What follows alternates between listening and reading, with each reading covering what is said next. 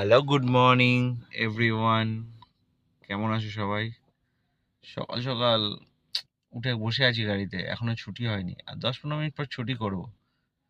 তো ছুটি করতে করতে বাড়ি যেতে যেতে কী কী করবো নিজেও জানি না, কারণ মাথাটা নষ্ট হয়ে গেছে, বিকজ কালকে সারা রাত ঘুম হয়নি।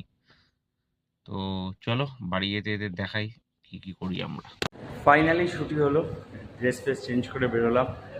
এখন আমার পঙ্খিরাজকে নিয়ে বেরোবো বাড়ির উদ্দেশ্যে। দেখো তোমরাও আমার পঙ্খিরাজ, এই হচ্ছে আমার পঙ্খিরাজ, আজকের আমার বাড়ি যাওয়ার সঙ্গী। চলো বেরোই, রাস্তায় দেখা হচ্ছে। চলো বন্ধুরা, ফাইনালি বেরোলাম রাস্তায়।